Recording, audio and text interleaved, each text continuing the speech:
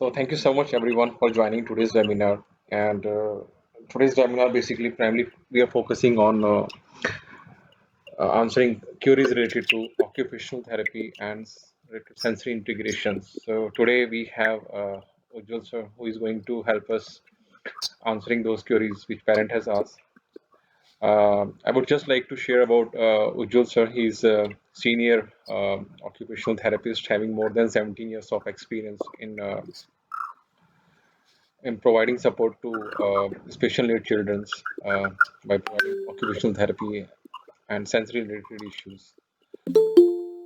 He's a neurodevelopment professional who is working with the Apollo Hospital, and he's running his own center in Noida with the name Bridging Barriers.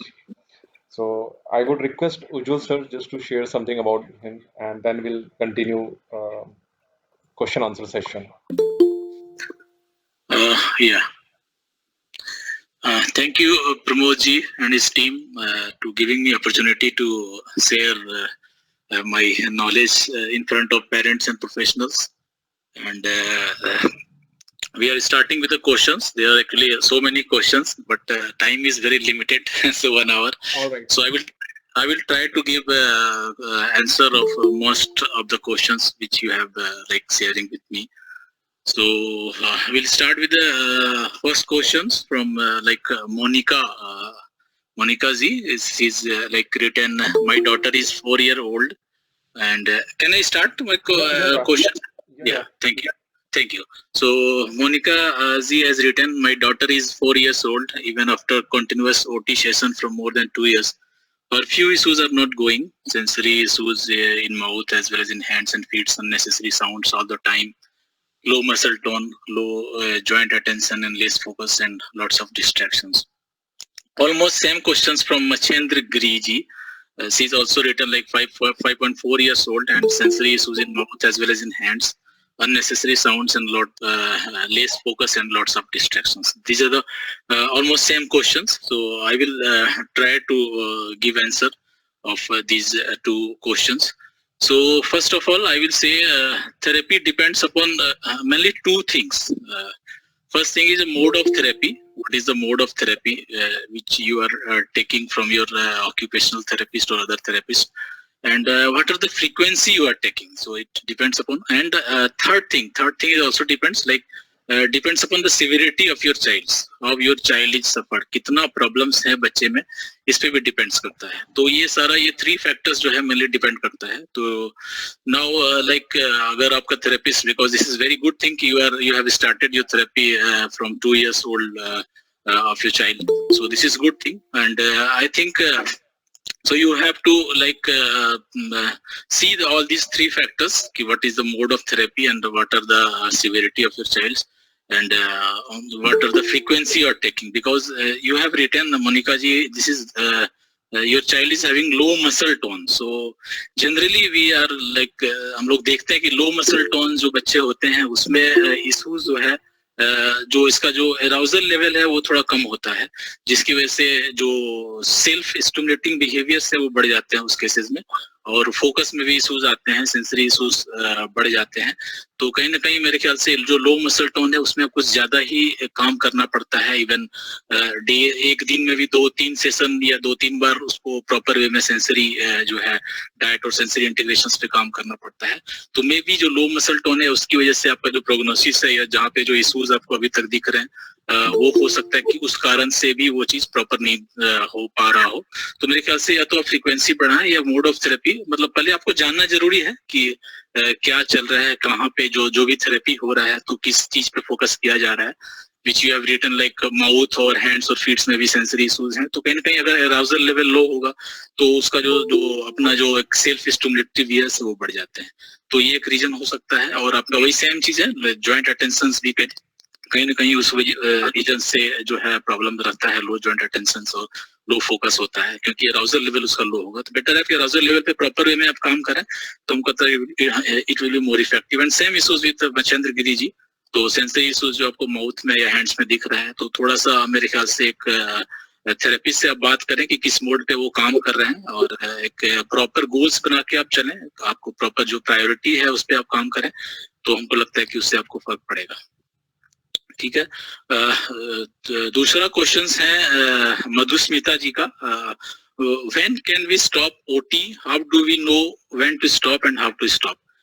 Monika ji, मैं just एक आपको जैसे एक चीज पूछना चाहूंगा, हालांकि ये जनरल क्वेश्चंस हैं, कि जैसे एक एग्जांपल, लाइक हम लोग जब 3rd या 4th क्लासेस में मैथ्स पढ़ते हैं, और जब हम लोग 8th या 9th में चले जाते हैं तो वहां पे भी हमको मैथ्स पढ़ना पड़ता है।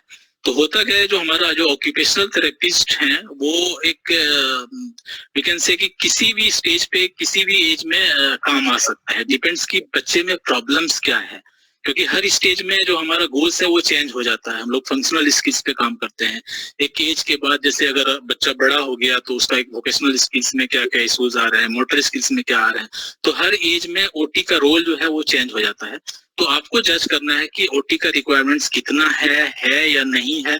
इसमें कोई हार्ड एंड फास्ट कोई रूल्स नहीं है कि वहां जाके आपको ओटी स्टॉप कर देना है या वहां जाके आपको ओटी स्टार्ट करना है।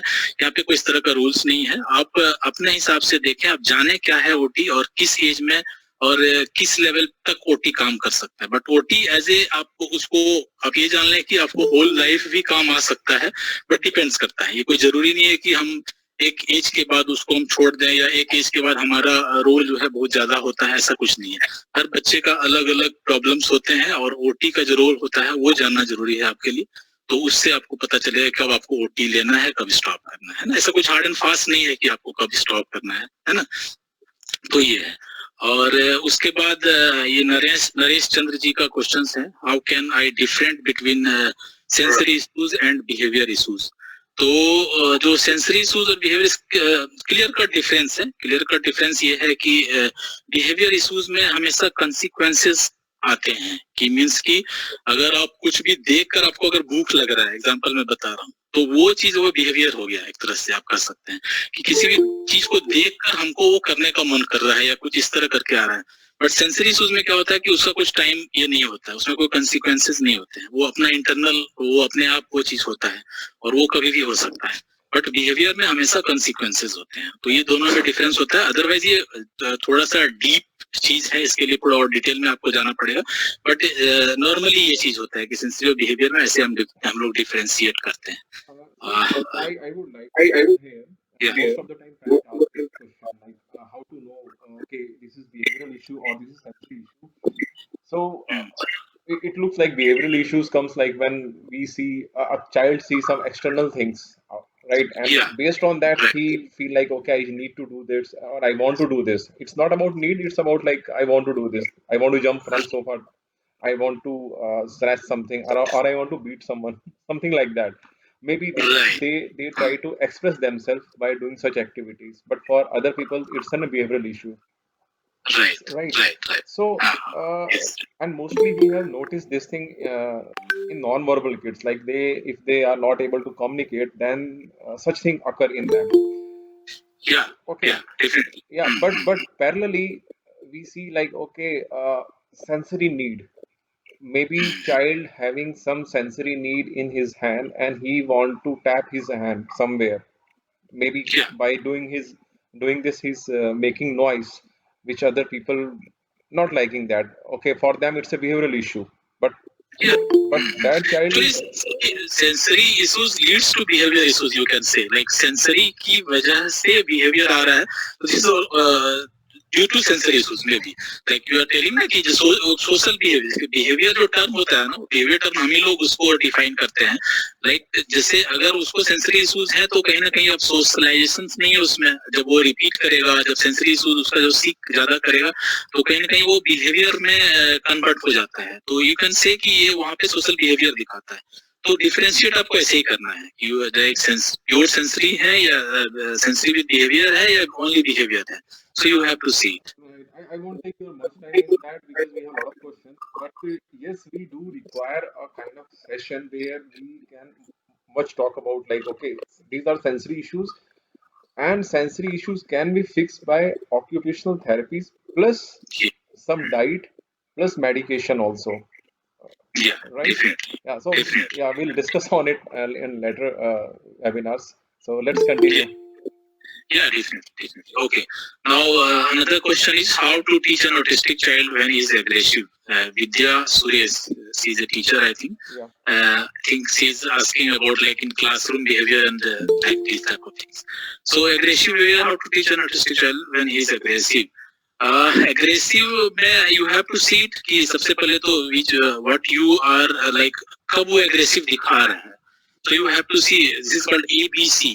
Antecedent behaviour and consequence. So you have to see कि वो एग्रेसिव जो है वो कब दिखा रहा है. कहीं ना कहीं उसका जो लेवल है उसके ऊपर का लेवल का चीज तो नहीं आप करा रहे हो.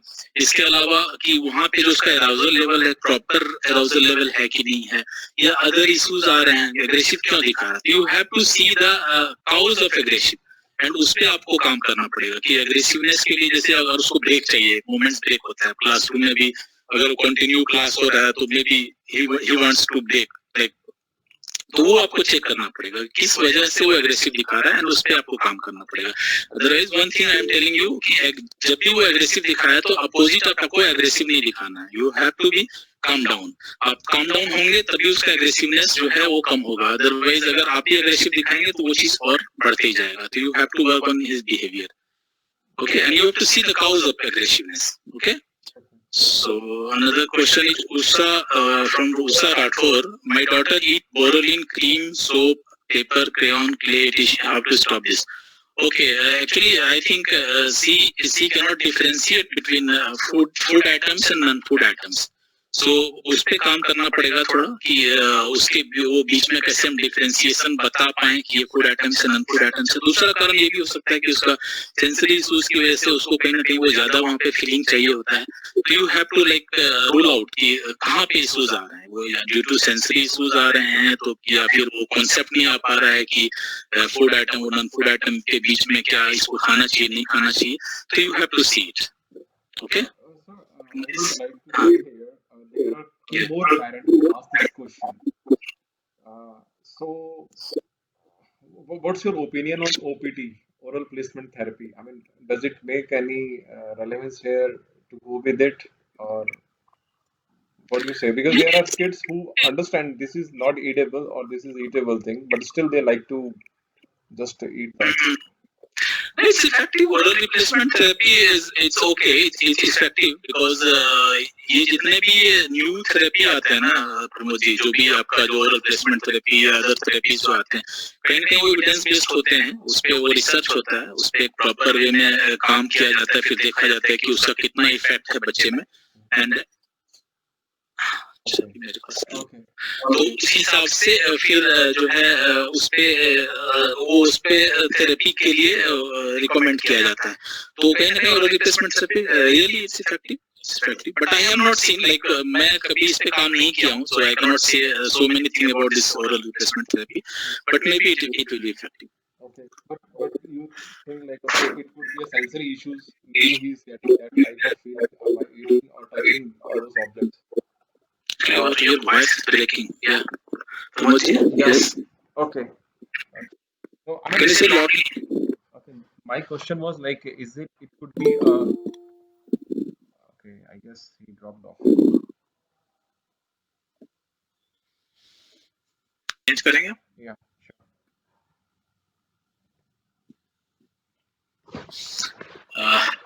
We sent everything. Okay, I am not sitting. Okay. So Dr. S. Singh has written, my child seems to be having some issues in right hand and right leg only. She keeps pulling and jerking her fingers, hand and legs, right side only. Is it possible that she is having sensory issues only in right hand and right leg? Massage helps, but temporary. Okay, Dr. Singh, actually, yeah, it may possible. Asymmetrical sensory issues होते हैं, it may possible, but I will advise you first you go to the neurologist, proper EEG कराएं, क्योंकि it may be feeds also, because उसके लिए आपको rule out करना पड़ेगा, क्योंकि अगर एक साइड का ही ज्यादा अगर वो जर्की मूवमेंट्स इस तरह का मूवमेंट दिखा रहा है तो एक प्रॉपर जो है जो न्यूरोलॉजिस्ट है वहाँ पे आप जाएं, मेरे ख्याल से वहाँ से रूल आउट करें. एंड अगर वो कोई इश्यूज नहीं है, अगर ईजी और इस तरह का कोई प्रॉब्लम्स नहीं है तो I think it may possible. Asymmetrical sensory problems होते हैं and you work with this, जो भी एक साइड का इश्यूज है उस पे आप काम करें तो I think it will be more effective. And massage, definitely massage will help, but frequency of massage, you can like increase the frequency of massage if it will affect temporarily. So you just every 2 hours you can give the massage to the child if the child is not having any neurological issues or fits or anything else. Okay. Now Priyanka, yeah, my daughter recently has got the habit of laughing illogical. She can do it whole day. If I let her do this, it seems that she is thinking something. If I ask her what she is thinking, she says, okay. Priyanka ji, yes. Priyanka ji, it's laughing illogical, having so many causes. So you have to rule out the causes कि why she is laughing illogical. Because इसमें क्या होता है कि कभी कभी small fits की वजह से भी लाफ होता है, कभी कभी जो बिहेवियर होता है, escaping behaviour you can say, कि if you are giving some activities और if you are telling something to do, so वहाँ पे स्केपिंग बिहेवियर की वजह से भी जो है लाफ होता है। अदरवाइज जब वो खाली फ्री जब बैठती है तो एट दैट टाइम भी लाफ होता है, लाफिंग कर सकता है। तो आपको रूल आउट करना है कि किस वजह से हो रहा है ये लाफिंग। तो वही एबीसी जो मैं आपको बताया कि वो उस पे आप काम करिए कि किस कारण से ये हो रहा है, ये लाफिंग जो हो रहा है। बिकॉज रूल आउट करना जरूरी है कि किस इशू से हो रहा है। जैसे मैं 2-3 बताया आपको कि फ्री टाइम हो तो उस वजह से हो सकता है, स्केपिंग बिहेवियर हो सकता है कि जब आप कुछ करने के लिए बोल रहे हैं तो वहां पे वो ज्यादा लाफ कर रही है। अदरवाइज कुछ फिट्स भी हो सकते हैं, क्योंकि स्मॉल फिट्स जब होता है तो उसमें भी लाफिंग बढ़ जाता है। तो वो सब करके आप रूल आउट करें, अकॉर्डिंगली उस पे आप काम करें तो it will be effective. Sir? I mean, this laughing behavior, because a lot of kids having this issue, laughing behavior. So, can we say, is it internal or it could be due to some sensory reasons also? Sir, yes, sensory reason may be, but mainly ये behaviours पे ही ज्यादा होता है। I think sensory में क्या होता है कि आप ज्यादा से ज्यादा जो लाफिंग होता है तो उससे थोड़ा सा बॉडी सेकिंग होता है या बॉडी मूवमेंट्स होता है, तो वो इनपुट हो सकता है। बट सेंसरी का इसमें ज्यादा मतलब कमी होता है, ज्यादातर बिहेवियर ही होती है।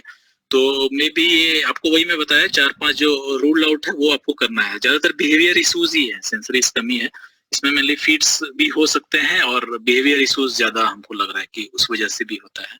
कभी कभी ये भी होता है, जैसे आप वो लिख रहे हैं ना, I am not thinking, she is telling I am not thinking anything, but she can not से। हो सकता है कि उसके दिमाग में कुछ इस तरह का चीज आता हो, जैसे पहले कुछ देखा हो। क्या होता है ना कि जब आप कुछ वॉच करते हैं कार्टून या कुछ इस तरह, तो बाद में वो दिमाग में वो आता है, तो उस वजह से भी कभी कभी वो लाफिंग, वो जब लेट से जब ब्रेन रिस्पॉन्स करता है एट दैट टाइम भी वो चीज आ जाता है। तो वो जज करना पड़ेगा एक प्रॉपर वे में। ये बिहेवियर है, बस उसको बिजी रखें, उसका फंक्शनल स्किल्स को इंप्रूव कराएं, तो आई थिंक वो धीरे धीरे कम हो जाएगा। बट रूल आउट करें कि कहीं दूसरा इश्यूज तो नहीं है, वो रूल आउट करना जरूरी है। अगर बिहेवियर है तो वो चला जाएगा।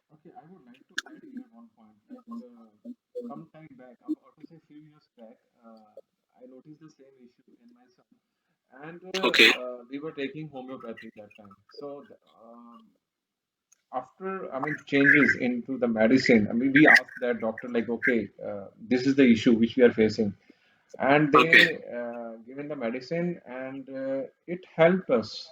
So from there, I'm just thinking like it is an internal issue also, because if you are saying behavioral, so behavioral means external and it is impacting it. वही इंटरनल में बताया ना, आई टोल्ड यू ना, internal में वो हो सकता है कि ब्रेन में कभी कभी वो फीड्स जो आता है ना, वो जो बार बार बम्बार्ड होता है, उस वजह से भी अंदर से वो जो है फीलिंग वो आता है, वो बिहेवियर का आता है। अदरवाइज जो आप बता रहे हैं, you can go through homeopathy, अगर वो इफेक्टिव है। अदरवाइज ये चले जाते हैं। अगर बिहेवियर भी रहते हैं तो आई थिंक थोड़ा सा जब फंक्शनल स्किल्स इंप्रूव करेगा तो I think it will effect, मतलब वो चला जाएगा, it will go. Okay. And Parveen ji, yeah. How to calm the autistic children when they show self-hitting behavior? How to develop eye contact in autistic children? वही same चीज है। इसका जो overall देखना पड़ेगा, एक्चुअली रूल आउट करना पड़ेगा, सेंसरी इश्यूज रूल आउट करना पड़ेगा। और सेल्फ हिटिंग है तो क्यों है, किस वजह से है, किस कारण से वो कर रहा है, सेम थिंग वो देखना पड़ेगा। एंटीसीडेंट बिहेवियर एंड कंसिक्वेंसेस, मैं सबको वही बोलूंगा। सेंसरी इश्यूज अगर हैं तो प्रॉपर सेंसरी में काम करना पड़ेगा। सेल्फ हिटिंग बिहेवियर में आपको चेक करना पड़ेगा कि किस कंडीशन में वो सेल्फ हिटिंग कर रहा है। वो बहुत जरूरी है चेक करना। अगर अननेसेसरी सेल्फ फिटिंग कर रहा है तो इसका मतलब सेंसरी इश्यूज ज्यादा हैं, उस पर काम करना पड़ेगा। अगर वो किसी भी सिचुएशन को लेके सेल्फ फिटिंग कर रहा है तो you have to see it कि किस सिचुएशन में वो कर रहा है और उस सिचुएशन को कैसे कॉप अप किया जाए। क्योंकि कभी कभी क्या होता है कि सबसे बड़ा जो इश्यूज होते हैं, मैं कॉमन इश्यूज बता रहा हूँ जो ऑटिज्म में होते हैं, वो होता है एडेप्टिव रिस्पॉन्स का इश्यूज होते हैं। क्या होता है कि हर इन्वायरमेंट में बच्चा अडेप्ट नहीं कर पाता है, कहीं आप न्यू इन्वायरमेंट में ले गए हैं या घर में ही अगर कुछ इस तरह का चीज उसको दे दें करने के लिए जहाँ वो नहीं कर पा रहा है, या तो वहां पे उसको अपने आप को चेंज करने में या अडेप्ट करने में टाइम लग जाता है, तो वहां पे उस तरह का बिहेवियर दिखाते हैं, सेल्फ फिटिंग बिहेवियर दिखाते हैं। तो वो रूल आउट करना पड़ेगा कि सेल्फ फिटिंग बिहेवियर क्यों हो रहा है, किस वजह से हो रहा है, तो वो करना पड़ेगा। और आई कांटेक्ट का भी मैं सेम बताया कि जहाँ पे जो अगर सेंसरी इश्यूज हैं तो एराउजल लेवल हाई या लो होगा, तो वहां पे आपको चेक करना पड़ेगा कि कैसे उसका एराउजल लेवल को नॉर्मल ला के और फिर उसका एक प्रॉपर वे में काम किया जाए, तभी आई कांटेक्ट बढ़ेगा। क्योंकि देखिए डायरेक्ट आई कांटेक्ट पे काम करने से बहुत ज्यादा इफेक्टिव नहीं होगा, आपको सेंसरी पे काम करना पड़ेगा। आपको जो प्रॉपर एक प्रोफाइलिंग होता है वो सेंसरी प्रोफाइल से के थ्रू आपको असेसमेंट करा के वो देखना पड़ेगा कि कहाँ पे किस एरिया में उसका इश्यूज आ रहे हैं और अकॉर्डिंगली आपको उस पर काम करना पड़ेगा, तभी वो इफेक्टिव होगा, है ना।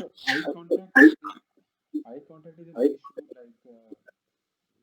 sensory. It is definitely it's related to the sense, but also we have noticed like guide also help, right? Because there are parents who said like, okay, by putting their kids on GFCF guide, it helped them to bring the eye contact. Right? It helps. Yeah, that भी help करता है, definitely help करता है, eye contact में भी help करता है, even overall speech में भी help करता है। मैं खुद देखा हूँ, बट वही है ना कि सारा चीज वही है, एविडेंस बेस्ड है, और प्लस आप डिपेंड करता है, बच्चे अलग अलग हैं, किसी का किसी से इफेक्ट होता है, तो you can try it, because इससे कुछ हर्ज नहीं है। अगर प्रैक्टिकली अगर पॉसिबल है तो GFCF आप ट्राई कर सकते हैं। इससे बोला जाता है कि आप ग्लूटिन और केजीन अगर फ्री रखते हैं तो it will be effective in eye contact, so you can try it, Praveen ji. And okay. Another question from Moetri Sakia: how to reduce sensory issues in ASD child? This is a very broad term. So reduce sensory issues because it depends which type of sensory issues is having of your child. So you have to rule out कि either he is having proprioceptions, vestibular issues, or some other issues. So you have to rule out accordingly. You have to work on this. Okay. And another question from Savita Bhardwaj: does sensory brush help in controlling drooling? How much time to be used? Yeah, it may effective in drooling, but depends, because if drooling is due to low muscle tone, then it will be effective, because we are giving the sensory brush in around the lips to contract the muscles of the lips and stop or decrease the drooling. So first you have to rule out, again I will say you have to see it, either drooling is either due to sensory issues or is having low tone issues. So you have to see it. If child is having low tone issues, then it will be effective. Sensory brush is definitely effective in this case. Yeah. Okay. So slide change. Yeah. So next question is by Manoj. Yeah. So yeah. Hi, I'm Gautam. My child shouts very much, and he also doesn't see upward. Like if aeroplane is going from in the sky, he doesn't see upward, and surroundings. He also doesn't watch the surroundings also properly. Like surroundings se sikhate hain, cat, cow. Even if we know that there is a cat, see cat, there is a cow on road. He doesn't see those. He doesn't want to notice. Tabletop में सीखता है, but so how can we? I understand your problems. Okay, actually वही है कि सबसे पहले तो आपको क्या करना पड़ेगा ना, जनरली क्या होता है इस केसेस में कि बच्चे अपने में ज्यादा रहते हैं, सेल्फ इंगेजिंग जिसको बोलते हैं ना, उसको इन्वायरमेंट से कोई मतलब नहीं है, उसको किसी चीज से कोई मतलब नहीं है, उसको आपसे कोई मतलब नहीं है।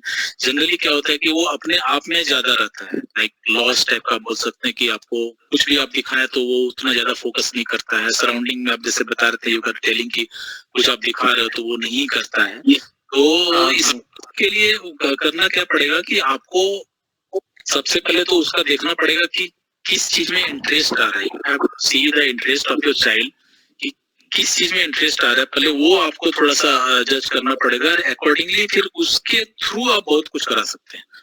समझ गया ना, लाइक हाँ बताइए क्या यू आर आस्किंग। म्यूजिक में बहुत इंटरेस्ट है, तो म्यूजिक में म्यूजिक किसी भी तरीके का म्यूजिक सुना दो, बट भजन जैसा म्यूजिक होना चाहिए, मतलब लाइक लो टोन, लो स्मूथ टोन हो जिसकी, वैसा म्यूजिक सुनना आपको बहुत पसंद है। ठीक है, Krishna music this is good thing, music पसंद है, दिस इज गुड थिंग। आप म्यूजिक के थ्रू आप अपने तरफ उसको इंटरेक्ट कर सकते हैं, बिकॉज देखिए सबसे पहले बात की आपको बोलेंगे ना बॉन्डिंग जो होता है, सेल्फ बॉन्डिंग, कैसे उसको एक आप बिलीव दिला सकते हैं कि नहीं मैं तुम्हारे साथ मैं तुम्हारे साथ खेल सकता हूँ या तुम्हारे साथ मैं रह सकता हूँ। जैसे म्यूजिक उसको पसंद है तो म्यूजिक के साथ आप डांस करो आप साथ में, या उसका जो फेवरेट म्यूजिक है वो आप बजाएं, ताकि वो आपको देखने का कोशिश करे एंड अकॉर्डिंगली फिर ये छोटा सा एग्जांपल में बताया है तो बहुत बड़ा चीज है, ये बहुत ब्रॉड चीज है कि कैसे ग्रेजुअली आप उस चीज को अपने तरफ ला सकते हैं। बट मेन गोल ये होता है कि जो वो उधर की ओर जा रहा है, you have to attract towards you.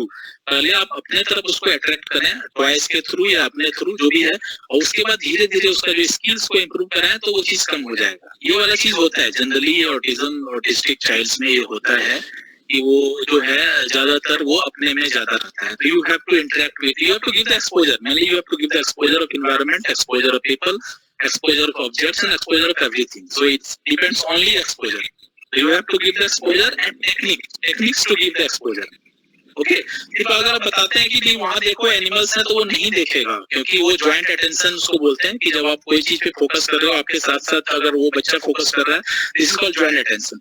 तो कहीं ना कहीं वो इश्यूज होते हैं इस तरह के बच्चे में, बट आपको उस हिसाब से करना पड़ेगा कि चीज को क्लोज करके आपको दिखाना है, आपको पहले इंटरेक्ट कराना है अपने साथ एंड अकॉर्डिंगली उसमें वर्क करना होता है। ठीक है, दिस इज ब्रॉड टर्म, तो आपको थोड़ा सा डिटेल में जाना होगा इसके लिए। Okay, I just hear parents. There are few more questions. So Hello? let us close that. And after this, we will open a question answer forum. Then you can ask your question. Okay. हाँ, it will be Yeah, that will good. help everyone. So let's first go through the slides. Yeah. Okay. ठीक So है। first question was Manoj Gadi Prakash question. So, Okay, so we start from this.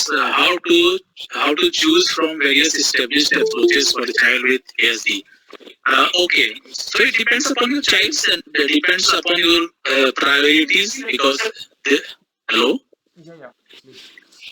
Okay, so there are so many approaches. You are just जो भी आप देख रहे हैं यहाँ पे हमारे इंडिया में, इवन बाहर में भी बहुत सारे अप्रोचेस हैं इस पे हर बच्चे के साथ अलग अलग तरीके से काम किया जाता है। तो you have to see it child's का। Hello, I request other people to be on mute. It's adding some noise over here. Thank you. So please go ahead. Okay, तो जो अप्रोच होता है ना, ये अप्रोच अलग अलग जगह अलग अलग तरीके से वो अप्रोच होता है। तो you have to see it कि आपके बच्चे में क्या प्रॉब्लम्स है और कौन सा अप्रोच आपके बच्चे पे इफेक्टिव होगा। बिकॉज अगर मैं एक एग्जांपल बता रहा हूँ, फिर वही चीज है कि फिर आप बोलेंगे कि मैं कैसे उस चीज को डिसाइड करता हूँ। तो मैं आपको एग्जांपल बताता हूँ कि अगर बच्चा रेस्टलेस है, it is not sitting in a proper place, one place for a long time, attention नहीं दे रहा है, बहुत ज्यादा वो डिस्ट्रैक्ट हो रहा है, तो कहीं ना कहीं अगर आप डायरेक्ट आप स्पीच पे काम कराते हैं या बीए पे कराते हैं, तो I think it will not very effective. Because सबसे पहले आपको ऑक्यूपेशनल थेरेपी के थ्रू उसको थोड़ा सा काम डाउन करना पड़ेगा एंड अकॉर्डिंगली उसके बाद फिर आपको ऐसे कर, तो इस तरह करके आपको जज करना पड़ेगा कि आपके बच्चे में प्रॉब्लम क्या है, किस चीज पे पहले काम करना है, फिर उसके बाद किस पे काम करना है, उसके बाद किस पे काम करना है। तो अप्रोचेस बहुत सारे हैं, आपको उस हिसाब से अपने बच्चे के प्रायोरिटी के हिसाब से, आपके बच्चे के प्रॉब्लम के हिसाब से आपको अप्रोच को यूज करना पड़ेगा। ठीक है। Second question is how sure can we be that improvements seen during the course of therapy will remain with child and not regress again? Okay, Manoj ji, actually कैसे इस चीज को मैं आपको बताता हूँ कि जो आपने 10th में पढ़ा है या 9th में पढ़ा है, अगर आपसे अभी कुछ पूछा जाए तो हमको नहीं लगता कि पूरा आपको याद होगा, लेकिन वही चीज अगर आपको किसी को पढ़ाना हो और आप रिवाइज करते हैं तो आपको अपने आप याद हो जाता है। तो कहीं ना कहीं वो जो पढ़ा हुआ चीज है वो चीज अभी रिकॉल नहीं हो पाता है। तो वही चीज होता है बच्चों के साथ कि अगर आप अभी किसी चीज पे काम कर रहे हैं, मान लीजिए सेंसरी इश्यूज है या कुछ भी है, उस पर आपने काम किया, वो ठीक है, वो ठीक हो गया या कम हो गया, वो सारा जो प्रॉब्लम्स है वो कम हो गया। फिर आप आफ्टर 6 मंथ्स उसका जो लेवल है आप बढ़ाने की कोशिश करते हैं या कुछ उस तरह का एक्टिविटीज देते हैं जो उसका अपर लेवल का एक्टिविटीज है, तो वहाँ पे फिर से हो सकता है कि उस तरह का इश्यूज वो दिखाए, तो आपको फिर से 2-3 दिन या 2-4 सेशन इस तरह करके फिर से आपको काम करना पड़ेगा। तो ये वाला चीज जो होता है ये इस तरह करके होता है। यू कैन नॉट से कि अभी मैं इस पे काम किया तो वो पूरा मतलब होल लाइफ ये चीज नहीं आएगा, ऐसे कहना मेरे ख्याल से प्रैक्टिकली पॉसिबल नहीं है। तो वो चीज आने का चांस रहता है जब उसका जो लेवल से ऊपर का चीज जब जाएगा तो कहीं ना कहीं सेंसरी इश्यूज बढ़ जाते हैं। इस तरह का चीज बहुत सारा ऐसा होता है कि जो आप अभी सिखा रहे हैं तो कल को वो भूल सकता है, बट वो रिकॉल कर सकता है, क्योंकि मेमोरी प्रॉब्लम्स सारे बच्चे में नहीं होता है। तो अब अगर दोबारा फिर आप उस चीज पे आप काम करें, बट इतना जितना अभी जिस हिसाब से आप काम कर रहे हैं उतना आपको नहीं करना पड़ेगा, बट इस तरह का इश्यूज आ रहा है तो दोबारा आपको काम करेंगे तो I think it will be effective. तो जो कोर्स ऑफ थेरेपी होता है वो चीज रिग्रेस नहीं बोल सकते, रिग्रेस टर्म नहीं बोलता है, बट हाँ बिल्कुल वो चीज प्रॉब्लम फिर से आ सकता है, बट उस पर थोड़ा काम करेंगे तो वो चीज फिर ठीक हो जाता है। तो यू कैन नॉट से रिग्रेसिव लाइक फिर से वो चीज आ जाता है ना। तो ये होता है। Third question is, what are the avenues whereby the child can get some kind of continuous support beyond an early intervention center? Yeah, definitely there are so many things like आप कहीं पे early intervention के अलावा कहीं अगर group therapy हो रहा है या इवन 1-to-1 जहाँ पे विग्रस थेरेपी हो रहा है वहाँ पे आप जा सकते हैं, या बहुत सारे स्कूल रेडीनेस स्किल प्रोग्राम चलता है वहाँ पे आप जा सकते हैं। There are so many avenues you can go there and take the therapy. And fourth question is there any research based method developed to treat ASD that is contextual to Indian culture? Manoj ji, इसमें बहुत सारा research होते हैं, but problem यहाँ पे India में क्या है कि वो अभी आम पब्लिक में वो चीज पब्लिश नहीं हो पाता, बिकॉज हम लोग के यहाँ काफी रिसर्च होते हैं। हमारा जो IJOT है, Indian journal of occupational therapy है, इस तरह के बहुत सारा होता है जो PG लेवल पे PhD लेवल पे रिसर्च होता है, बट वो आम पब्लिक में अभी उतना पब्लिश अभी इस पे नहीं हुआ है, यू कैन से। बट यहाँ पे रिसर्च बेस बहुत ज्यादा है, बट जनरली हम लोग जो है जो भी यूज करते हैं, जो भी ये सब चीज करते हैं, प्रॉपर एविडेंस बेस्ड होता है और उस मेथड्स को हम लोग ज्यादातर यूज करते हैं। बट इंडियन कॉन्टेक्स्ट में आप कह सकते हैं कि अभी उस तरह करके अभी रिसर्च कुछ नहीं आया है कि जो एक आम पब्लिक के पास जाकर ये बोला जा सकता है कि ये इंडियन कॉन्टेक्स्ट में आया है। According to my knowledge, I don't know अगर इस तरह आया हो, बट अभी PG लेवल पे और इस सब लेवल पे होता है रिसर्च। एवरी ईयर कोई ना कहीं, एवरी मंथ हम लोग का वो जो जर्नल आता है उसमें कुछ ना कुछ न्यू रिसर्चेज होते हैं, बट अभी आम पब्लिक में ये चीज अभी नहीं आया है। ठीक है। और fifth question is, generally early intervention services are expensive, what options do urban poor and rural poor have? Yeah, this is like practical problems. Yes, you can say कि अर्बन पुअर और रूरल पुअर में क्या कर सकते हैं। तो मैं एक एग्जांपल बताऊंगा। एग्जांपल जस्ट मैं बोलना चाहूंगा कि जैसे अगर सेलिब्रिटी जो होते हैं, मान लीजिए जस्ट मैं बता रहा हूँ, सेलिब्रिटी होते हैं वो जो शूज पहनते हैं उनका शूज का जो दाम होता है वो 10,000 15,000 या उससे ज्यादा होता है। बट सेम शूज अगर कोई हम लोग आम पब्लिक को पहनने का मन करता है तो वो क्या करता है कि उसका जो शूज है उसको फोटो लेके अपना जो मोची है जो आप कर सकते हैं वो उस तरह का बनाता है। बट ठीक है, वो वाला शूज नहीं है, बट उस टाइप का शूज वो बना लेता है। तो मेरा कहने का मतलब ये है कि ठीक है, थेरेपी अर्बन पुअर या जो रूरल पुअर में जो प्रॉब्लम्स होती है वो उतना एक्सपेंस नहीं कर पाते हैं थेरेपी के थ्रू, बट उसको ट्रेंड किया जा सकता है। एज ए पेरेंट्स आप ट्रेंड कर सकते हैं। प्लस कुछ ऐसा होता है कि जो मैक्रो लेवल पे काम करते हैं तो थेरेपिस्ट के थ्रू वो ट्रेंड होके वो वहाँ पे आप काम कर सकते हैं। तो वो ऑप्शंस रहते हैं, ऐसा नहीं है। इवन सिटी में भी ऑप्शंस होते हैं कि जहाँ पे आपको कम पैसे में या फ्री में भी, फ्री ऑफ कॉस्ट, बहुत सारे NGOs होते हैं जहाँ पे इस तरह का थेरेपी होता है, तो वहाँ पे आप वो ऑप्शन देख सकते हैं। अदरवाइज हम लोग भी अब कोशिश कर रहे हैं कि कहीं ना कहीं जो रूरल पुअर या अर्बन पुअर के लिए और क्या कर सकते हैं, हम लोग इस पे थोड़ा सा काम कर रहे हैं। ठीक है, तो ये है। और 6th क्वेश्चन है, how does one differentiate between A developmental delay and ASD? So simple, developmental delay में देखिए बहुत डिफरेंस है दोनों में। डेवलपमेंटल डिले या नॉर्मल डिले होता है, जैसे एक बच्चा अगर टाइम पे खड़ा नहीं हो पाता है, चल नहीं पाता है, या जो अदर स्किल्स हैं, चाहे रीडिंग स्किल्स हो या राइटिंग स्किल्स हो, वो सारा स्किल्स में जो है वो एक एज लेवल तक वो नहीं कर पाता है। बट ग्रेजुअली जैसे जैसे एज होता है तो वो वाला चीज थोड़ा सा लर्न कराने से वो चीज आ जाता है। तो this is a developmental delay. Simple you can से डेवलपमेंटल डिले, क्योंकि वो स्किल्स में ज्यादा प्रॉब्लम नहीं होता है, बट एक एज में जो आना चाहिए वो नहीं हो पाता, लेट से आता है। बट ASD में अप डाउन होता है कि अगर आप कुछ सिखाता है, सीखता है, फिर भूलता है, फिर अदर इश्यूज भी होते हैं। डेवलपमेंटल डिले में जनरली सेंसरी इश्यूज नहीं होते हैं, किसी में हो सकते हैं बट बहुत ज्यादा नहीं होते। बट ASD में आपका कहीं ना कहीं सेंसरी इश्यूज होते हैं, सोशल स्किल्स का प्रॉब्लम होता है। This is different, totally different. ASD is social skills जो आप जानते हैं ऑलरेडी, 3-4 जो प्रॉब्लम्स हैं, रिपीटेटिव बिहेवियर्स होते हैं, सोशल इंटरेक्शन का प्रॉब्लम होता है, कम्युनिकेशन प्रॉब्लम होता है। डेवलपमेंटल डिले में इस तरह का प्रॉब्लम्स नहीं होते हैं। And question number 7 is, how can we be sure of the assessment made by therapist? Any thumb rules to go by? Yes, we can say, because जो भी therapist आपके बच्चे को assessment कर रहा है, तो आई थिंक अगर स्टैंडर्डाइज स्केल्स अगर यूज कर रहा है तो हम उसको रिलेवेंट मानते हैं उस चीज को, कि जो भी थेरेपिस्ट अगर, क्योंकि नॉर्मली जो यूज कर रहे हैं तो उसको हम ज्यादा रिलेवेंट नहीं करते हैं। बट जब स्टैंडर्डाइज स्केल्स हम यूज करते हैं जो ऑलरेडी वो स्केल्स बना हुआ है, क्योंकि स्टैंडर्डाइज ऑलरेडी आपको पता होगा कि स्टैंडर्डाइज स्केल्स होते हैं जो ज्यादातर लोग यूज करते हैं। तो अगर स्टैंडर्डाइज स्केल्स के थ्रू थेरेपिस्ट असेसमेंट करता है तो उस पर बिलीव किया जा सकता है, वो उसका एक्यूरेसी सही होता है। ठीक है, तो ये मनोज जी का क्वेश्चन था। और उसके बाद अनीता जी ने क्वेश्चन पूछा, how can we enhance sitting tolerance for an autistic child in classroom? Okay, फिर वही चीज है, इसका अटेंशन पे थोड़ा सा काम करना पड़ेगा। इसका जो लेवल है, एक्टिविटी लेवल है, वो देखना पड़ेगा कि उसका बहुत ज्यादा हाई लेवल का तो हम नहीं दे रहे हैं, जो उसका लेवल है उस हिसाब से देंगे।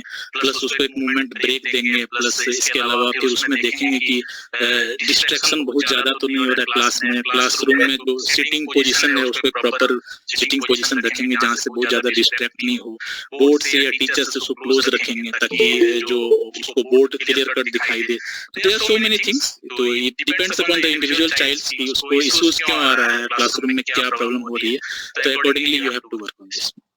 And Sonia Dhiman, next question. While taking online therapy, what all can be done in sensory integration using household things apart from the basics? Sonia ji, you cannot do sensory integration. I will say you cannot do sensory integration in house, but sensory diet you can do it. Because sensory integration is different things. You have to go for the OT setup, proper OT setup for sensory integration, I think so. Because sensory diet आप दे सकते हैं घर में, आपका बहुत सारा ऐसी चीजें होती है जिसके थ्रू हम सेंसरी डाइट दे सकते हैं। डिपेंड्स कि आपके बच्चे को क्या इश्यूज हैं, किस तरह का सेंसरी डाइट चाहिए, वो प्रॉपर डाइट चार्ट आपका थेरेपिस्ट बनाएगा और किस तरह का चाहिए उस हिसाब से उसको सेंसरी डाइट दिया जाएगा। तो आई थिंक सेंसरी इंटीग्रेशन जो टर्म है वो मेरे ख्याल से घर में थोड़ा सा पॉसिबल नहीं है। मेरे ख्याल से उसके लिए प्रॉपर सेटअप चाहिए जिसके थ्रू हम, क्योंकि वहाँ पे 2, 3, 4 सेंसेस को आप एक साथ काम करते हैं, यूज करते हैं। उसके लिए पर्टिकुलर एक्टिविटीज होते हैं, पर्टिकुलर एक्सरसाइजेस होते हैं। तो दिस इज थिंग। ठीक है प्रमोद जी, स्लाइड चेंज करेंगे। So नीलम तलवार, how to suppress biting and hitting habit of my autistic child and how to make him concentrate on work? या फिर वही चीज है, ABC, बार-बार I will repeat it, ABC. So you have to see it, why is biting, why is hitting.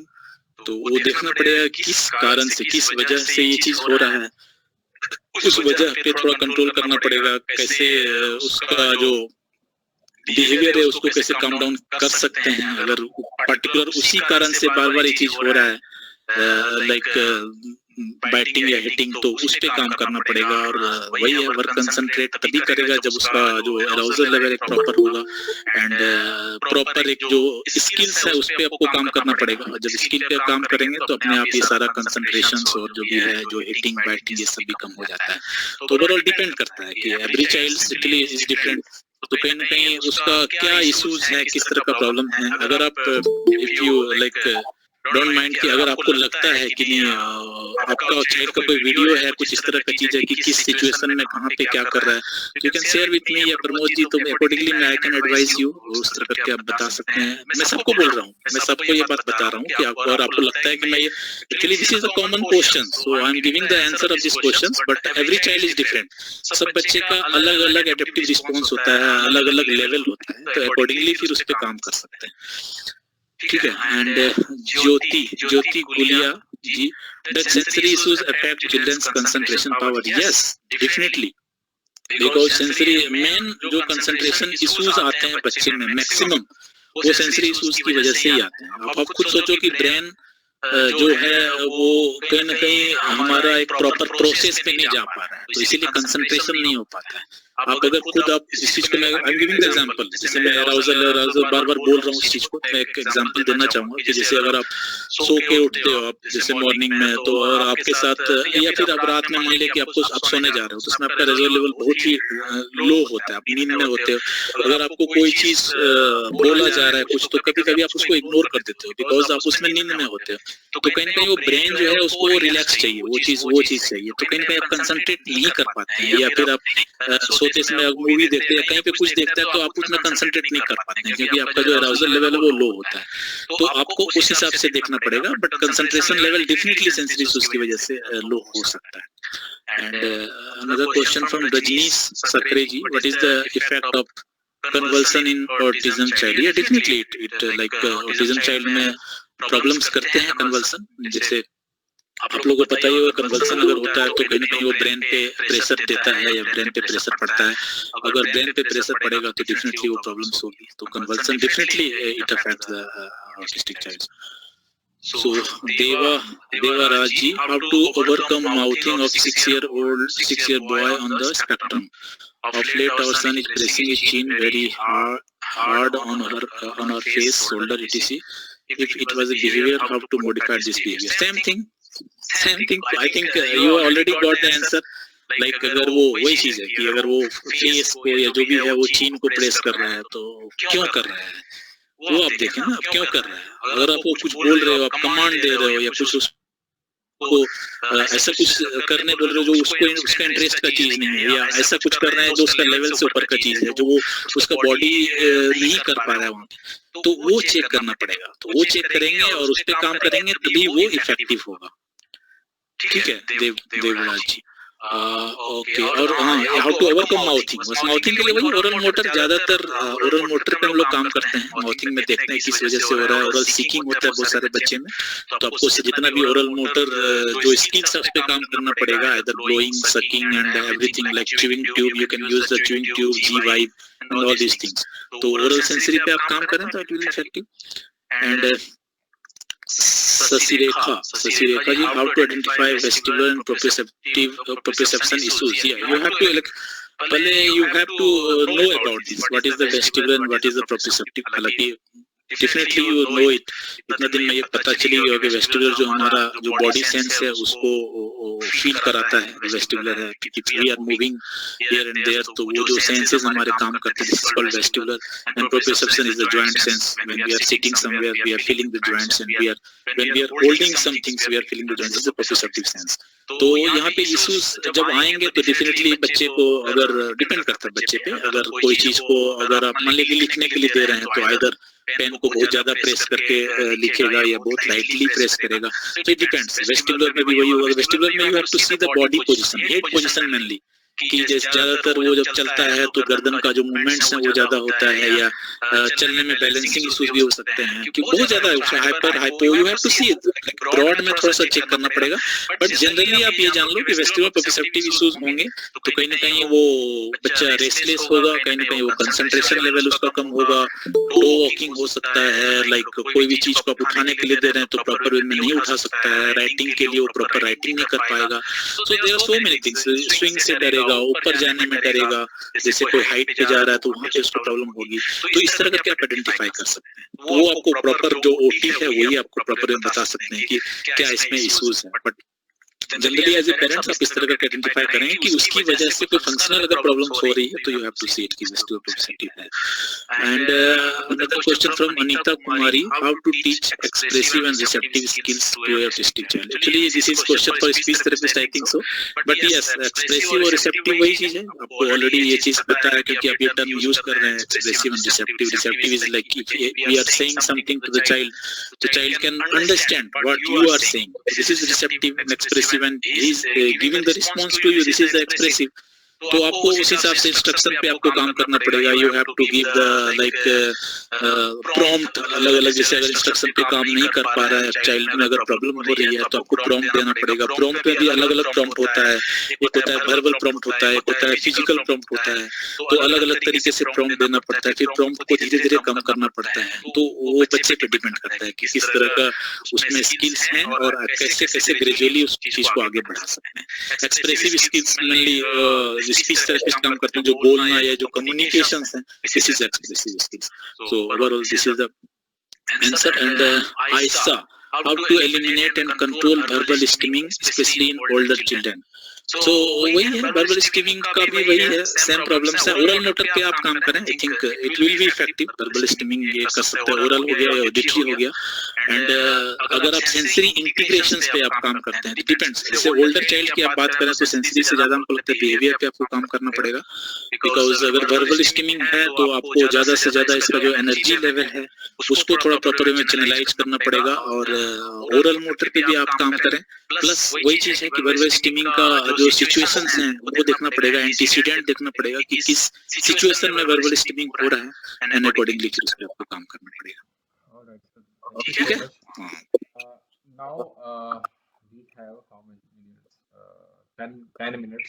So now we're going to take questions which are into the chat box, and now I'm going to stop the slide share. हाँ please. ये वाला चीज proper जो एक होता है जैसे तबला होता है या कुछ फिंगर, कुछ जो hand function, you can say कि फाइन मोटर स्किल्स पे आप ज्यादा काम करें तो I think it will be effective. Apart from that कि जो जैसे वो साउंड लेना अगर चाह रहा है, because there are two things. एक तो जो वो टैप कर रहा है तो टैप करने का रीजन हो सकता है कि ये ज्वाइंट पे उसको इनपुट मिल रहा है जिस वजह से उसको टैप करना अच्छा लग रहा है. एंड सेकंड थिंग कि हो सकता है कि उस टैप के थ्रू जो साउंड आ रहा है वो साउंड उसको अच्छा लग रहा है. तो you have to work on all these two senses. Like अगर वो साउंड इसको अच्छा लग रहा है तो कहीं ना कहीं वो टैपिंग के अलावा और भी दूसरा चीज से भी वो साउंड ले रहा होगा. तो अगर वो दूसरा चीज से भी सेम साउंड ले रहा है तो आप ऑडिटरी पे आप काम करें. लाइक हेडफोन या अलग अलग music, you can give the exposure of different music. Apart from that अगर वो सिर्फ टैपिंग कर रहा है, लाइक टैपिंग उसको अच्छा लग रहा है, you can give the input about like fine motor पे आप ज्यादा काम कराएं, ज्यादा इस तरह का एक्टिविटीज कराएं. लाइक फिक्सिंग पजल या इस टाइप का कुछ एक्टिविटीज होते हैं जिसके थ्रू ज्वाइंट पे इनपुट मिलता है. तो ज्वाइंट पे जब इनपुट मिलेगा तो आई थिंक वो टैपिंग भी कम हो जाएगा. But I think fine motor ज्यादा से ज्यादा काम कराएंगे तो it will be effective. All right, sir. So next question is from Namita Bhaiya. So she is talking about like she need more information on reflex and primitive reflex problems. Her son is 9-year-old and has more reflection speech problems. So is it related to OT or speech reflexes and all? Which type of reflexes? Actually, I cannot hear you. Any reflexes is Hello? Yeah. Please. Hello? Please. I am Naumita. I'm talking about sir Moro. I'm specifically talking about Moro reflexes. Yeah. Okay. I already talking about Moro. Yeah. Okay. So you have to work on this motor reflexes because motor reflexes होते हैं. How old your child is? 9 years. Is all the मतलब आधा जो problem है वो मतलब almost sort out हो गया, लेकिन मैं मोरो पे ना अभी तक मतलब जो हैंड वाला जो इश्यूज है, मतलब हाथ उसको मतलब एक ये पोजीशन में आ जाता है सामने में जैसे प्रोटेक्ट करने में. कुछ भी मुझे लग रहा है कि मैं स्पीच करा रही हूँ, ये करा रही हूँ, कुछ भी कर रही हूँ, तो उसका वो जो मोरो वाला इश्यूज अभी तक उसको मुझे लगता है नहीं है. सर ये मोरो और प्रिमिटिव में हम कैसे काम कर सकते हैं?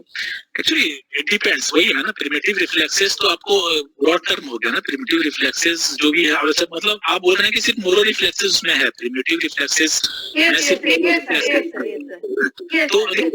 तो ये डिफरेंशिएट कौन किया आपका, मतलब कोई थेरेपिस्ट आपको बताया कि इज हैविंग मोरो reflexes? Yes sir, he's OT actually किया है. तो अभी तो मैं लॉकडाउन चालू हो गया, मतलब अभी इतना नहीं हो रहा है तो हम लोग घर नहीं कर रहे. तो सर मैं मोरो पे अभी तक मतलब मुझे वो मोरो वाला मुझे मतलब दिखता है. Okay. मोरो वाला मुझे वो दिखता है. तो कैसे मैं मोरो पे काम कर सकती हूँ? एक्चुअली मोरो रिफ्लेक्सेस एक्चुअली इट डिपेंड्स, क्योंकि कहीं ना कहीं आप जो बता रहे हैं ना कि जो भी चीज आप दे रहे हैं तो हैंड से उस चीज को वो स्टॉप करना चाह रहा है. यू आर टेलिंग ना कि प्रोटेक्ट करना चाह रहा है. not stopping, just like a protecting. By default उसका हाथ उसका सामने आके जैसे क्रॉस पोजीशन में मुंह के सामने आके क्रॉस पोजीशन में आ रहा है, ठीक है। तो सर वही है, तो मोरो पे अगर कुछ नहीं, आई थिंक देखिए मोरो पे ठीक है, डेफिनेटली मोरो रिफ्लेक्सेस पे तो आप काम करने से अच्छा है कि just give the input, overall input जो प्रोप्रियोसेप्टिव इनपुट है, जो जॉइंट इनपुट है, हमको लगता है उस पे अगर आप ज्यादा काम करते हैं, लाइक आप हैवी वर्क एक्टिविटीज पे अगर ज्यादा एम्फेसिस देते हैं, या एनिमल वॉक या पुशिंग पुलिंग है, इस टाइप ऑफ थिंग जहाँ पे उसको ज्यादा से ज्यादा जॉइंट पे इनपुट मिलता है, अपर एक्सट्रीमिटीज का जो जॉइंट है उस पे इनपुट मिलेगा, तो हमको लगता है कि रिफ्लेक्स इंटीग्रेट कर जाएंगे मेरे ख्याल। तो ये कर सकते हैं।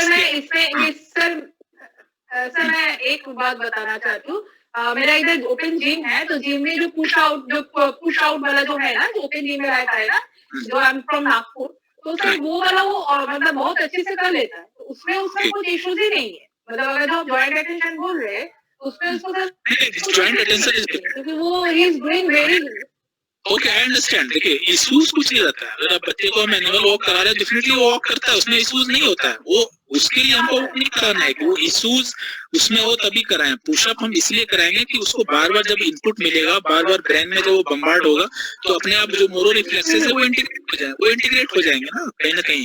तो आपको उस तरह का एक्सपोजर देना पड़ेगा जहाँ पे उसको ज्यादा इनपुट मिले। देखिए स्किल्स में प्रॉब्लम नहीं होता है कि अगर वो बार बार पुशअप कर सकता है या कुछ इसमें उठा के ले जा सकता है, हैवी वर्क कर सकता है, एक्सपोजर डेफिनेटली वो मोरो रिफ्लेक्सेस चले जाएंगे। You tried?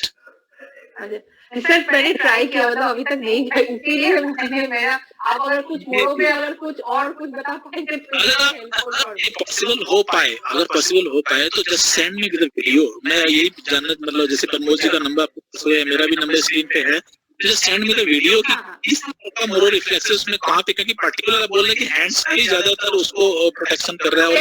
Exactly sir if you can send the video accordingly I can give you the some like कुछ एक्टिविटीज ऐसा कर दूं, जैसे बहुत सारी चीज उसमें होता है, जैसे मिड लाइन ओरिएंटेशंस पे काम करते हैं, उसका एक प्रॉपर सिमेट्रिकल पे काम होगा, तो अलग अलग तरीके से उस पे काम किया जाएगा। तो अगर आप वीडियो शेयर कर पाए हमारे साथ या प्रमोद जी के साथ, then I can yes sir Okay, sir.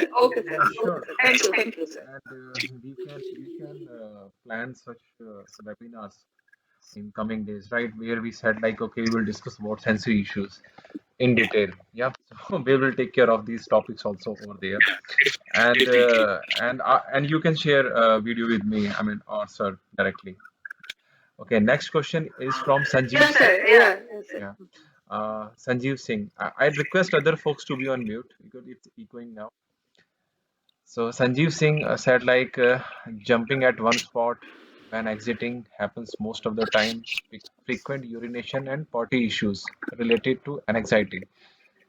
Also, hair cutting is a big issue. He never allowed to cut hair on back side and near ear. So it's a common problem. Hair cutting. Right. I think इसमें हमको लगता है कि child is proper जो sensory profiling करना पड़ेगा, accordingly you have to work on this, because gross चीज बोलने से भी उतना ज्यादा होता क्या है ना कि ग्रॉस चीज में बोल देता हूँ हेयर कटिंग का इशूज है, तो किस वजह से इशूज, जैसे एग्जांपल बता रहा हूँ, बहुत सारे बच्चे क्या होता है कि जब एक तो स्ट्रेंजर के साथ एक इशूज पला होता है, दूसरा न्यू एनवायरनमेंट में उसको अगर ले जा रहे हैं वहाँ पे अगर वहाँ पे अडेप्ट नहीं कर पा रहा है, तीसरा होता है कि जब आप उसके ऊपर कपड़ा डालते हैं तो वो उसको अच्छा नहीं लगता, टैक्टाइल इशूज हो सकते हैं। फोर्थ वन होता है कि जब आप कटिंग करते हो तो वो जो साउंड आता है सीजर से, तो वो भी एक इशूज होते हैं। तो there are so many things you have to rule out कि कहाँ पे हो रहा है, प्रॉपर डिस्कशन करना पड़ेगा इसके लिए, एक स्टेप बाय स्टेप आपको देखना पड़ेगा कि किस वजह से वो इशूज हो रहे हैं, बिकॉज हमको लग रहा है कि child is having sensory issues, इसमें कोई डाउट नहीं है, पेरेंट्स जो भी हैं वो भी बोल रहे हैं कि नहीं डेफिनेटली सेंसरी इशूज हैं, तो उसके लिए प्रॉपर रूल आउट करके उस पे काम करना पड़ेगा, वो वाली चीज है। Because I can not give a proper answer to your question because there are so many issues, sensory issues, तो आपको प्रोफाइलिंग करके प्रॉपर वे में और फिर उसके स्टेप बाय स्टेप आप काम करिए। आपका अगर थेरेपिस्ट है तो उनके साथ आप काम करिए, if you can work with me also, तो आप मेरा नंबर सर से ले सकते हैं, प्रमोद जी से, we can like discuss about this. Okay. Okay, sure. Sir, I'm Sanjeev Singh. So this is fine. Another big issue I just mentioned about the frequent urination. So, and that is probably related with anxiety, because any new thing, we go for urination and then potty also. How to solve that? Right. तो वही है Sanjeev ji, you have to like work on his level, his activity level. आपको थोड़ा सा उसका जो skills है उस पे काम करना पड़ेगा, उसको एक्सपोजर तो आपको देना ही है, बट आपको क्या करना पड़ेगा, एंजाइटी लेवल क्या ये घर में हो रहा है या बाहर भी हो रहा है इस तरह का, ये बाहर ज्यादा हो रहा है? अभी तो घर में भी हो रहा है, क्योंकि अभी तो लास्ट 1 ईयर से स्कूल क्लोज है, तो घर पे ही है, तो घर पे भी हो रहा है बिकॉज, और इसका एक्चुअली एज 10 ईयर्स है, और this is like I mean so I have consulted few people, but वो कंप्लीट नहीं हो रहा है बिकॉज थोड़ा सा स्टडी का प्रेशर होता है, थोड़ा सा प्रेशर होता है, so any new thing even going outside, so everywhere he goes to the urination before going for anything. Understand, ये ड्यू टू एंजाइटी हो रहा है ज्यादा ऐसे। अगर आप मान लिया कि ठीक है कुछ सेंसरी इश्यूज भी तो है ही कहीं ना कहीं, तो आप ओवरऑल ये 3 चीज पे आप इनपुट देते हैं, टेक्टाइल, वेस्टर्न और ये जो आपका प्रोप्रियोसेप्टिव होता है, ये 3 चीज पे आप इनपुट देने का पहले कोशिश करेंगे। जो डीप प्रेशर्स पे अगर काम करे तो कहीं ना कहीं वो जो इनकॉन्टिनेंस होता है ना, जो यूरिनरी इनकॉन्टिनेंस होता है, कभी कभी क्या होता है कि वो कंट्रोल नहीं भी होता, ठीक है एंजाइटी की वजह से भी हो रहा है, बट मे बी वो कंट्रोल भी नहीं हो पा रहा है कहीं ना कहीं। तो आप जब आप प्रेशर पे काम करेंगे, जैसे बहुत पहले मैं एक बार बोला था पेल्विक फ्लोर एक्सरसाइजेस बोलते हैं, अगर आप गूगल के थ्रू जा सकते हो उसमें, उस पर थोड़ा काम करें। प्लस जो एंजाइटी लेवल है, मेन चीज वो है, मेन फोकस आपको एंजाइटी लेवल पे काम करना पड़ेगा। एंजाइटी लेवल में उसका वो इन्वायरमेंट जो है कामिंग बनाना पड़ेगा आपको, कामिंग इन्वायरमेंट बना के उसको जो एक्टिविटीज है उसका जो जस्ट राइट चैलेंज कर सकते हैं कि एक सिंपल एक्टिविटी से स्टार्ट करेंगे और उसके लिए चैलेंजिंग करेंगे, तो आपको बहुत ही ग्रेजुअली आगे बढ़ना पड़ेगा because your child is 10 years old। तो हमको लगता है कि 10 years ऑलरेडी 10 year हो गया है, तो आपको बहुत ज्यादा प्रेशर नहीं देना है। कहीं ना कहीं एज ए पेरेंट्स आपको लगता होगा नहीं 10 साल का हो गया तो इसको ये भी कराएं, वो भी कराएं, ये भी कराएं, but it's not depends upon age, क्योंकि उसमें इश्यूज हैं, एंजाइटी लेवल ज्यादा है, आपके तरफ से फोर्स ज्यादा आ रहा है, हमको लगता है आपके तरफ से प्रेशर ज्यादा आ रहा है, तो maybe due to that anxiety. Because घर में जनरली बच्चे बाहर ज्यादा यूज करते हैं, जो एंजाइटी लेवल बाहर ज्यादा बढ़ जाता है, बट घर में भी अगर बढ़ रहा है तो इसका मतलब आपको चेंज होना पड़ेगा, आपको जो टेक्निक है वो चेंज करना पड़ेगा, आपको थोड़ा सा कामिंग इन्वायरमेंट बनाना पड़ेगा, एंड अकॉर्डिंगली आपको उस पर काम करना पड़ेगा। Thank you sir, thank you. जी ठीक। Okay. Processing disorder and autism, and her child avoids to go to crowded places, new places. So that is the problem. Okay. Yeah. Okay, crowd places. Okay. And also SPD and autism, like what's the difference in that? She's asking. Okay ठीक है। पहले मैं आपको दूसरा question का ही पहले जवाब दे देता हूँ, उसके बाद मैं पहला क्वेश्चन का जवाब दूंगा। एसपीडी और autism, like most of the case in autism, most of the autistic child is having problems of SPD, but it's not like you can say कि कोई जरूरी नहीं है, it's not important कि जो SPD होगा वो autism ही होगा, because only sensory processing issues भी हो सकते हैं बच्चे में। हो सकता है कि वो ऑटिज्म नहीं हो, बट सेंसरी प्रोसेसिंग इश्यूज होते हैं, सेंसरी प्रोसेसिंग डिफिकल्टीज जिसको बोलते हैं एसपीडी डिसऑर्डर और डिफिकल्टीज। बट ऑटिज्म में, मैक्सिमम ऑटिज्म में एसपीडी होता है, तो ओवरऑल ये सेंसरी इश्यूज ही हुए जो आप बता रहे हैं, बिकॉज ऑटिज्म में एसपीडी के अलावा भी और भी अदर इश्यूज भी होते हैं, लाइक सोशल कम्युनिकेशंस या रिपीटेटिव बिहेवियर, सो मेनी थिंग्स। तो वहाँ पे एक्स्ट्रा जो चीज होता है वो होता है, बट एसपीडी में ओनली सेंसरी प्रोसेसिंग का होता है। उसमें अगर प्रॉपर वे में काम करते हैं एसपीडी में, तो वो जो है ऑलमोस्ट जो है बच्चा ठीक हो जाता है। तो इट डिपेंड्स कि अगर सिर्फ सेंसरी प्रोसेसिंग इश्यूज हैं तो यू हैव टू वर्क, क्योंकि प्रोग्नोसिस उसमें ज्यादा बेटर होता है। इट डिपेंड्स, हर बच्चे का अलग अलग, ऑटिज्म भी प्रोग्नोसिस अच्छा होता है, बट हाँ एसपीडी वो होता है। दूसरा जो क्वेश्चन आप बता रहे हैं, क्या क्वेश्चन था आपका? Avoid going to crowd, okay, avoid crowd places. Okay, तो अवॉइड क्राउड प्लेसेस अवॉइड करने का देखिए रीजन ये होता है, इसमें 2-3 रीजन हो सकता है। एक तो जब क्राउड प्लेसेस में साउंड होता है, अलग अलग टाइप का साउंड आता है, तो अगर उसमें ऑडिटरी हाइपर सेंसिटिविटीज हैं, तो वही मैं बताया कि जो उसका जो सेंसरी प्रोफाइलिंग, इसका भी थोड़ा करना पड़ेगा कि अगर ऑडिटरी इश्यूज हैं उस वजह से अगर प्रॉब्लम हो रही है तो उस पर काम करना पड़ेगा। क्राउड की वजह से, क्योंकि टेक्टाइल्स टच होगा सबसे, हमको अलग अलग लोगों से जाके मिलना पड़ेगा, तो वो भी बच्चा अवॉइड करने का कोशिश करता होगा या प्रॉब्लम्स होती होगी, तो यू हैव टू जज इट कि किस वजह से प्रॉब्लम हो रही है। प्लस इसके अलावा जब क्राउड प्लेसेस से अगर प्रॉब्लम हो रही है तो you just start with a small crowd. कोशिश आप करिए कि जैसे ज्यादा पार्टी वार्टी में जाने से पहले आप जैसे मॉल में होता है या कहीं दुकान में होता है, कि जैसे सोसाइटीज में होते हैं बच्चे होते हैं, वहां पे थोड़ा सा जाने की कोशिश करें कि एक्सपोजर, देखिए अल्टीमेट उपाय एक्सपोजर ही है। वैसे नहीं कि क्राउड से भाग रहा है तुम क्राउड से और उसको भगाते जाए, you have to give the exposure, but don't give like उसको बहुत ज्यादा इरिटेशन हो रहा है तुम डायरेक्ट वहां जाके उसको वो कर देते हैं, ऐसा भी नहीं करना है। ग्रेजुअली आपको एक्सपोजर देना है, जैसे बहुत ज्यादा क्राउड जहाँ पे नहीं हो वहां से आप स्टार्ट करें, प्लस उसके बाद फिर आप पार्टी है जो क्राउड जहाँ पे साउंड होता है इस तरह करके आप धीरे धीरे ग्रेजुअली जा सकते हैं। बट अगर सेंसरी इश्यूज हैं उसमें तो पहले सेंसरी पे भी आप साथ साथ पैरेलल में काम करिए तो वो भी अपने आप भी चला जाएगा, क्राउड में भी वो चला जाएगा, बट वो प्रॉपर एक सेंसरी प्रोफाइलिंग करके ही काम होगा उसके ऊपर। ठीक है Pramod ji. So next question is from Pooja Negi. Pooja Negi, yeah, she's saying, my son is 3.9 year old and having mild ASD. Always come to my face and try to rub his lips on my cheeks. How to reduce this? Is this sensory or behavioral issue?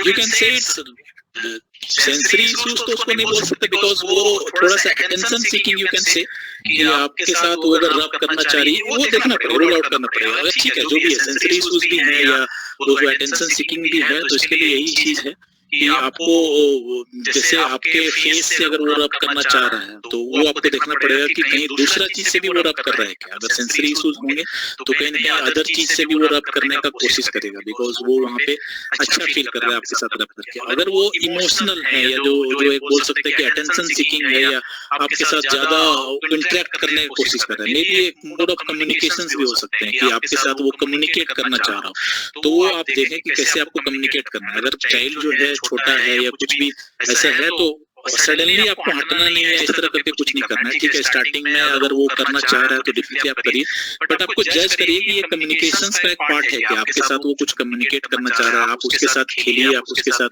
उसको हक करिए, उसके साथ अलग अलग तरीके का जो है गेम खेलिए, तो हमको लगता है कि उससे प्लस अगर इससे कोई प्रॉब्लम नहीं हो रहा है तो आई डोंट थिंक कि दिस इज अ प्रॉब्लम। अगर वो आपके साथ फेस टच कर रहा है या कुछ भी कर रहा है तो आई डोंट थिंक, अगर किसी और के साथ कर रहा है तो दिस इज अ प्रॉब्लम। तो आई थिंक अगर आपके साथ कर रहा है इट्स गुड। मतलब नॉर्मली भी आप बच्चे अगर देखते हैं 2 साल 3 साल 4 साल के बच्चे पेरेंट्स के साथ मदर के साथ फादर के साथ थोड़ा सा करते हैं इस तरह की चीज, तो वो आपको जज करना है कि अगर फ्रीक्वेंसी ज्यादा है बार बार कर रहा है तो कहीं mode of communication you have to see it. So next question is from Happy Arora. She is asking how to handle rocking issues. So I didn't get it. What is the rocking issues? Okay, you have to work on vestibular rocking issues is due to vestibular seeking I think। तो rocking issues के लिए आपको proper जो है वही मैं बताया कि ज्यादा उसको वेस्टिबुलर इनपुट देना पड़ेगा। वेस्टिबुलर इनपुट इन द जो एक exposure of swings different swings उसमें भी प्रॉपर वे में करना पड़ेगा कि ऐसा नहीं कि बस, तो उस हिसाब से आपको काम कर सकते हैं। Alright. So I guess we don't have any more questions, and we are also 1 hour. Okay, so anyone has any questions? So we can take 1 or 2 more questions and then we can end it. If not, then it's good to go. Hello? Yeah. Yes. Yeah, please. Yes, sir. My son is a 3.5-year-old. Okay. He has a problem. His speech is delay, and then sometimes he's behave like this. He's watching his hand, and sometimes he's just doing something like we see like some abnormal things. So we take him to analysis with psychiatrist and everything. Yeah. So they say they have a problem with autism or something, but on border autism, not a proper autism. Okay. So we take him speech therapist since last 1 year. Okay. But I don't think so. Something is changed or something, some increment or something. Okay, I think you should go to the occupational therapy also, because as I can see, I think your child is having some sensory issues also. Because if he is like taking visual seeking and all these things, so it will be not effective if you are taking only speech therapy. This is a teamwork, so you have to see it.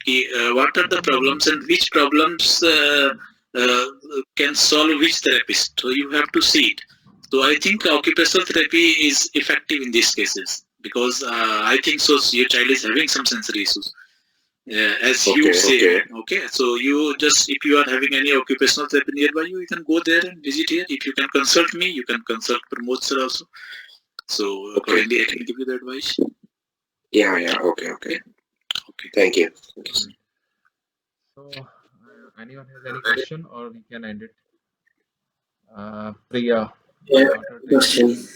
Can I ask? Yeah.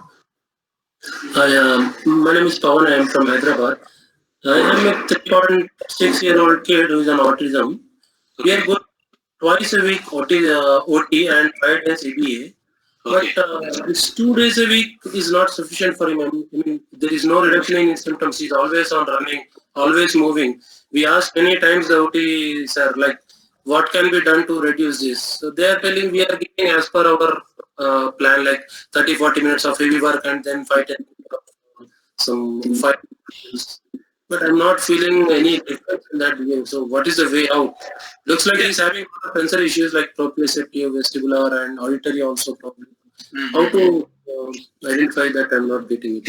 I think so. You have to increase his frequency of therapy. If therapist is not like wanting to increase his sessions, so you also can work with your child, because there are so many sensory diet which you can give it at home also. You just discuss with therapist. I think he or she will advise you which type of diet you can give it in home. And I will say to every parents, please, you also involve with your child. Don't completely depends upon your therapist.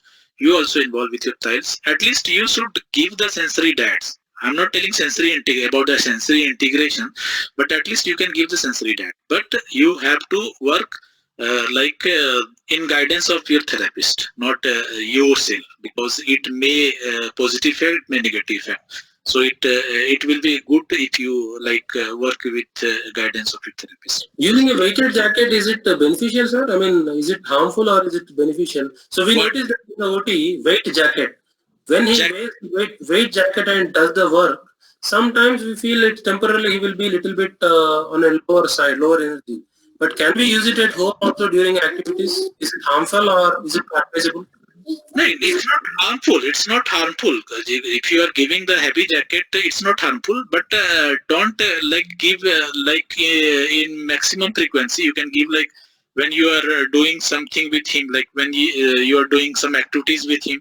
At that time, you can give to wear this type of jacket. But depends. Maybe it harm तभी होगा जब if child is having low weight, low body weight, और अगर उसका जो jacket है वो ज्यादा है तो कहीं कहीं postural issues हो सकते हैं. Otherwise it's not harming.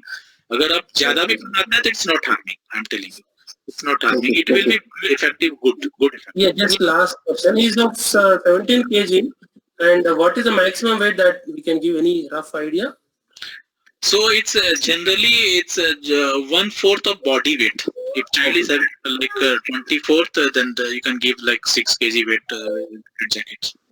Okay, sir. Thank you so much. Okay. All right. So I guess there are a couple of more questions, but someone asked for my number, Pramod. You can just share my number. Yeah, Mona Dubey has just shared. Okay. Yeah. That's okay. So what we can do, we can. I'm seeing here there are a couple of more questions and could be more other questions. So we can address those questions in our next webinar. Yeah. Right. Sure. So Priya and Lata, I'm taking your question and will certainly answer those in our next webinar. And I will share like the dates and timing when we would have the next webinar. Okay. All right. So thank you everyone, and thank you, Joe sir, for this session. Thank you. And answering all the questions. All right. Thank you so much.